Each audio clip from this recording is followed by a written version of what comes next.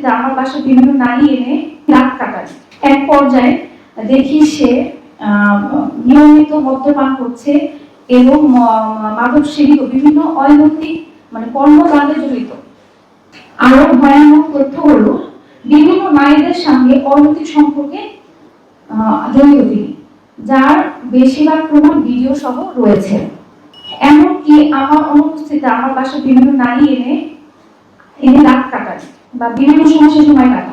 কখনো কখনো তার বন্ধুদের নিয়ে নারী সম্পদ দেওয়ার জন্য মদ্যপান করার জন্য ভাগাভাগি করে নিয়ে নারীর সঙ্গে ভোগ করেন। এসবের প্রতিবাদ করলে নিয়মিত আমাকে শারীরিক ও মানসিক নির্যাতন করে। তারপরও আমি নির্বাকে আমার মেয়ের ভবিষ্যতের কথা চিন্তা করে আরিফ হোসেনের সকল অত্যাচার সহ ও সংসার করার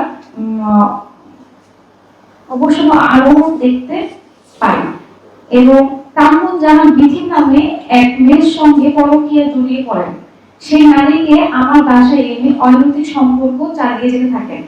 এই বিষয়টি নিয়ে রামপুরা থানায় গিয়ে আমি আইনগত পদক্ষেপ নিই। পরবর্তীতে আমার প্রতি আরো ক্ষোভ হয়ে ওঠেন এবং নির্যাতনের মাত্রা বাড়িয়ে দেন। এবং আরিফ নিজের পেশার দাপট দেখিয়ে আমাকে বিভিন্ন মামলার হুমকি ধামকি দিয়ে ধামাচাপা দিতে থাকেন। আরো কিছু করতে পারবো না, আমাকে বলে সবসময় আমি কিছু করতে পারবো না। এরপরে আমার পরিবারের কাছ থেকে বিভিন্ন সময় 40 লাখ টাকা আমি নিয়ে যৌতুক হিসাবে তাকে প্রদান করি। অন্যথায় আমাকে নিয়ে সংসার করবে না এই কথা বলে টাকা না দিলে। অবশেষে সংসার টিকানোর স্বার্থে আমি আমার বাবা মার গ্রামের জমি 40 লক্ষ টাকায় বিক্রি করায় এবং নগদ টাকা কিছু ব্যাংকের চেকের মাধ্যমেও দেওয়া হয়। সেই টাকার মাধ্যমে আরিফ 12 লাখ টাকা দিয়ে কাগজপত্র বিহীন একটি প্রিমিয় গাড়ি কিনেন। এই সঙ্গে পূর্বাচলে জমি কেনেন এবং বিলাসী জীবনযাপন শুরু করেন। কিন্তু এরপর তার অত্যাচারের পরিমাণ পরিবর্তন হয়নি। এবার 50 লাখ টাকা যৌতুক আবার দাবি করেন। পাশাপাশি বাবু নামের একটি ছেলে বন্ধুর মাধ্যমে নারী সংগ্রহ করেন এবং ভোগ করেন। এই টাকা দিয়ে স্বাভাবিকভাবে তার নারী ভোগ করার প্রতিবেদন আমি জানালে তার মধ্যে সে বিভিন্ন অত্যাচার শুরু করে। গত বছর 26শে জানুয়ারি রাত আনুমানিক 3টা হবে, তো সে মদ্যপান করে এসে জয়পুরহাট বাসায় আমার যৌতুক দাবি করে প্রচুর অত্যাচার শুরু করেন। এ থেকে ছোট শিশু কন্যাকে নিয়ে আমি বের হয়ে আসি। সেদিন এক পর্যায়ে আমার সন্তান সহ আমাকে বাসা থেকে প্রাণে বাঁচার জন্য আশ্রয় নেওয়ার জন্য আমি উপরের বাসায় চলে যাই। তো উপরের বাসায় যখন যাই তখন সেই ক্ষেত্রে তারা আমার পরামর্শ দেয়, কারণ আমার তো অবস্থা অনেক খারাপ, আমার মুখ মাথা মেরে তো অস্বাভাবিক করে দিছে। তো সেই ক্ষেত্রে আমার বাচ্চার হাতে সে কামড় দেয়, বাচ্চার যে মাথায় মাথা ফুলে যায়। তো আমি বলতেছি যে আমি থাকবো না, আমি চলে যাবো, আমাদের মায়েরও না। তো এক পর্যায়ে সে রান্নাঘর থেকে বটি নিয়ে আসে, আমার সে কুবাবে। তখন আমি আমার বাচ্চাকে বলি, মা তুমি মেন গেটের সামনে গিয়ে দাঁড়াও।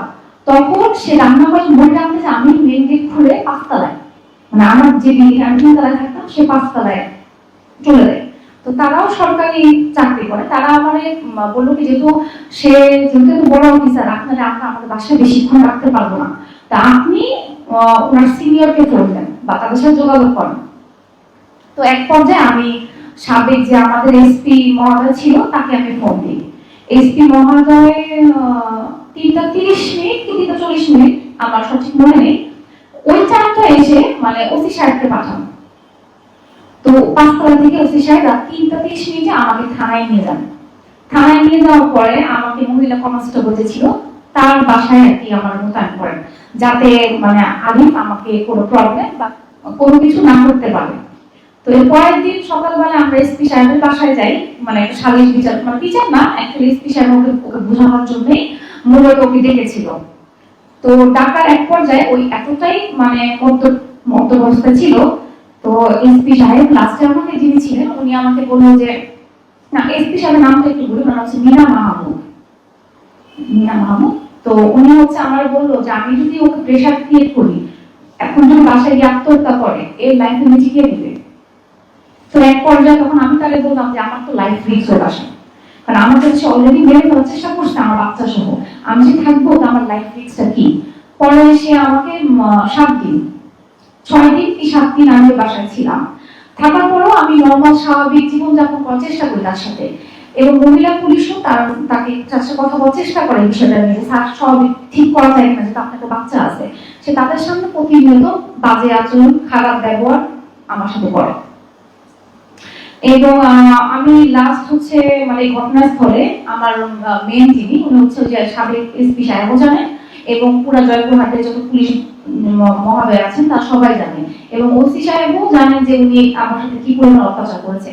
তো লাস্টে আমি যখন মানে সাবেক এসপি বাসা থেকে বাইরে, উনি আমার সাজেস্ট করে আপনি মামলা করেন।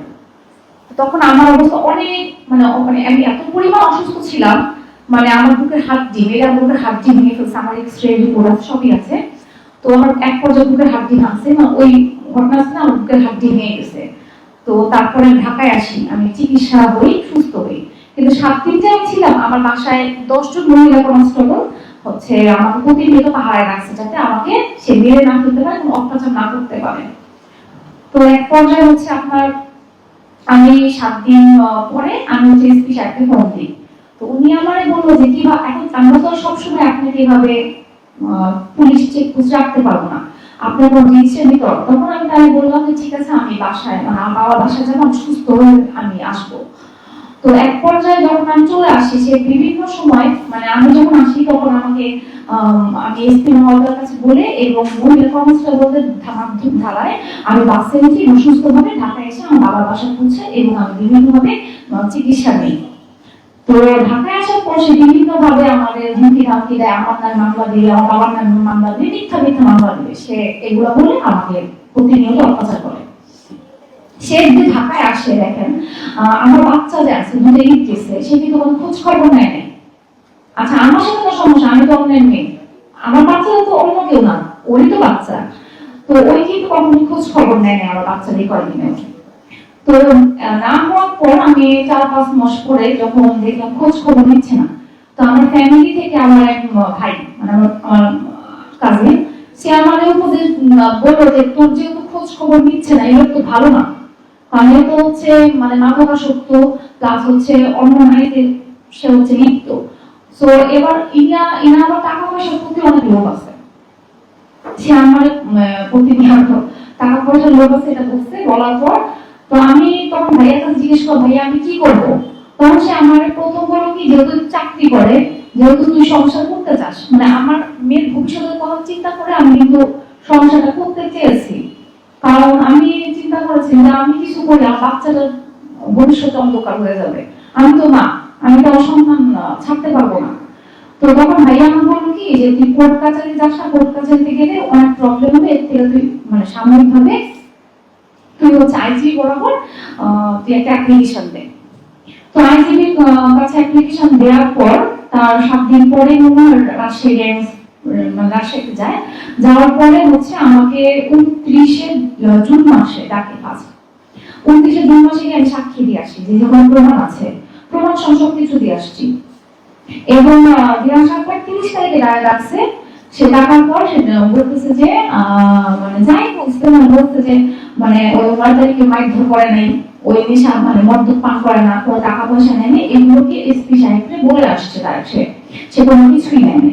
তো এগুলো বলা, সে সাক্ষী দিয়ে আসছে। সাক্ষী দিয়ে আসার পর আমাদের যাই হোক যেভাবেই হোক সে আবার হুমকি দিচ্ছে যে আমার অ্যাসিড দিয়ে আমার মুখ পুরাই ফেলবে, আমার অ্যাক্সিডেন্ট করাবে, এগুলো বলানোর পর তখন আমি আমার পরিবারকে জানাই। পরিবারকে জানানোর পর তখন হচ্ছে আমার পরিবার ডিসিশন নেয়, যেহেতু ওই এগুলো করতেছে তখন আমরা কোর্টে মামলা করি, আমরা কোর্টে মামলা করি। যখন 30 তারিখে ওরে হচ্ছে নওগাঁ হচ্ছে নওগাঁর এসপি সাহেব তারেক আহমেদ, উনি হচ্ছে ডাকার পর যখন এগুলো জিজ্ঞাসা করে না স্বীকার করবো, তখন আমি আমার বাবাকে জানাই যে আপু এরকম না স্বীকার করে, টাকা পয়সা তো নিছে, ওই জমি কিনছে, গাড়ি কিনছে, কিছু স্বীকার করে না। তখন আব্বু বললো কি, আমরা তো এতদিন মান সম্মানের দিকে চিন্তা করছি, মেয়ের সংসার টিকানোর জন্য চিন্তা করার জন্য আমরা কিছু করিনি। তখন আমার যে উকিল সাহেব উনি বললো তাহলে মামলা দায়ের করো, কারণ সে কিন্তু তোমাদের নামে মিথ্যা মামলা দিবে। তো আমরা 5 তারিখে ওর নামে মামলা দিই। তো এর মধ্যে আমার আবার পরীক্ষা চলছে, তো মামাকে আমি আলাদাই দিতাম, পরীক্ষার কারণে বিভিন্ন সমস্যার কারণে মামাকে আমি দিই।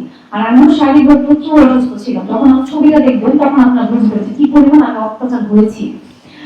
আমি ছবিটা, এটা কিন্তু 1 মাস পরের ছবি। কেন 1 মাস পরের ছবি? আমার হাতে যে মোবাইলটা ছিল ওইখানে ওর অনেক প্রমাণ ছিল, ডকুমেন্ট ছিল। ওই ডকুমেন্ট নষ্ট করার জন্য 9 জানুয়ারি আমি যে পিছনে ঘটনাটা বললাম যে এসপি সাহেব পুলিশ দিয়ে আমাকে রিসিভ করেছে, কথা একটু মিস হয়েছে। তখন এক কনস্টেবল, নাম হচ্ছে আলিফ, ওই কনস্টেবলকে দিয়ে 5 তলায় কিন্তু আমার মোবাইলটা নিয়ে গেছিলাম। কারণ ঘটনাস্থলে জানি যে মোবাইলটা হারাই গেলে আমার কাছে অনেক ডকুমেন্ট থাকবে না। তো সেই ক্ষেত্রে আমি হচ্ছে যখন বাসায় আসলাম, আমি 5 তলায় মোবাইল আনতে গিয়েছি, তখন তারা আমাকে বলে যে আপনি তো থানা থেকে পুলিশ পাঠিয়ে মোবাইলটা নিয়ে নিছেন। তখন আমি ওই আপুটাকে বলি যে আপু আমি তো কোনো পুলিশ পাঠাইনি, তো আমার মোবাইলটা কি হলো? তো একটা টাইম আমার কোনো সন্দেহ হলো ওই লোকটারই। তখন আমি আপুটার ছবি দেখাই, ছবি দেখানোর পর সে আমার বলছে হ্যাঁ এই লোকটা মোবাইল নিয়ে গেছে। তো ঘটনাটা বিকালবেলা ডাক্তার দেখাই কিন্তু বাসায় আসছি, ওই লোকের সাথে কিন্তু আমার দেখা হয়েছে বাসায়। তখন কিন্তু তারা, তখন সে কিন্তু বলে নাই যে মোবাইল যে ম্যাডাম আমি নিয়ে আসছি, সে কিন্তু একবার আমার এই কথাটা বলে নাই।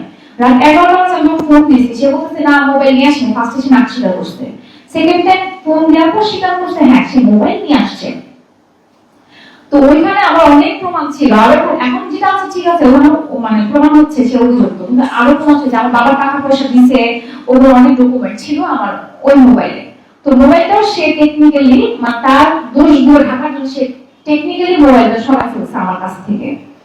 তো আমি অবশ্য কিছু কিছু ভিডিও, কিছু কিছু প্রমাণ আমার গুগল ড্রাইভে সেভ করা ছিল, না হলে আমি এই প্রমাণ করতে পারতাম না। কারণ প্রমাণ না দিলে কিন্তু কেউ বলতে পারবে সে দোষী। সেই প্রমাণগুলো যথেষ্ট, মানে সে দোষী প্রমাণ করার জন্য আমার যথেষ্ট এগুলো। তো এক পর্যায়ে মামলা দেওয়ার পর ওর মামলা সমন জারি হয় ওর মামলার। তো ওই আমার করছে 9 তারিখে আমার নামে মিথ্যা মামলা দিছে। মিথ্যা মামলা বলতে আমি ওর বাসা থেকে মালামাল চুরি করে নিয়ে আসছি, তারপর বিভিন্ন মানে আমি মাইরা মানে ওর অঙ্গ প্রত্যঙ্গ মানে মানে কি বলে মাইরা নাকি আঙ্গুল আলাদা করে ফেলছে, এরকম কিছু একটা মানে আমার উপর অভিযোগ দিছে। আর আমার বাবা মার নামে সে মিথ্যা চুরির মামলা দিছে, কিন্তু অথচ ঘটনাস্থল শুনে আমার বাবা মা কিন্তু এখানে ছিল না। আপনারা এখন তো মানে আধুনিক যুগ বা ইয়া আছেন, আপনারা আমিও চাইবো যে আপনার সিরিয়াল বা এগুলো বের করে আপনারা দেখতে পারবেন। আর আমার বাবা মা ওই বাসা কখনো যায় নাই বা যাইতো না। তো এখানে হচ্ছে মানে ওই কিছু হইলে আমাদের আত্মীয় স্বজনকে সে মিথ্যা মামলায় ঢুকাবে। এর আগেও আমার মানে কয়েকজন আত্মীয় স্বজনকে মিথ্যা মামলায় ঢুকাইছে এবং অনেক হ্যারাস করছে ওই, যাতে মানে কোনো প্রতিবাদ না করে। আমার বাবার নামে এই যে বয়স্ক একটা লোক, তার নামে যে মিথ্যা মামলা দিছে, মানে এটা কেমন দেওয়া হলো আমি দেখে বুঝলাম না। সে কি পারে আমার তার কর্মস্থানে সে তার ক্ষমতা ব্যবহার করে সে মিথ্যা মামলা, তার কর্মস্থান দিয়ে থানায় কিন্তু সে মামলা দিছে। এবং মামলা যে দিছে আমরা কিন্তু জিয়ারুর কাছ থেকে কপিটা পাইনি। কেন পাইনি? না ক্ষমতার কারণে। এবং সেই কপিটা তার কাছে সে রেখে দিয়েছে, যাতে আমরা মামলা কপি না পাই, আমাদের নাম জানতে না পারি। আমরা অনেক কষ্ট করে কপিটা পরে পেয়েছি। প্রত্যেকটা ক্ষেত্রে ক্ষেত্রে সে কিন্তু তার ক্ষমতার অপব্যবহার করছে, প্রত্যেকটা মানুষকে সে ম্যানেজ করছে, আমাদের ফ্যামিলি থেকে শুরু করে আমাদের থেকে সবাইকে। সে প্রতিনিয়ত আমাদেরকে অত্যাচার, প্রত্যেকটা নিয়ত আমাদের। এখন আমি যেটা চাই, আমি চাই হচ্ছে সুস্থ একটা বিচার। কারণ আমার সাথে যা অত্যাচার হয়েছে এটা কিন্তু ফিরে আসবে না। আমার বাচ্চাদের ছোট থেকে যা দেখে আসছো এটা কিন্তু ফিরে আসবে না। আমার বাচ্চাটা একটা সময় মানে আমি যতক্ষণ ঢাকায় না আসছে, আমার বাচ্চাটা অসুস্থ বাচ্চা ছিল, সে প্রত্যেকে তো ভয় পাইতো তার বাবার অত্যাচারে। আর সে এতটা পরিমাণ মদ্যপ থাকতো যে বাচ্চাদের সাথে সে অনেক খারাপ ব্যবহার করতো।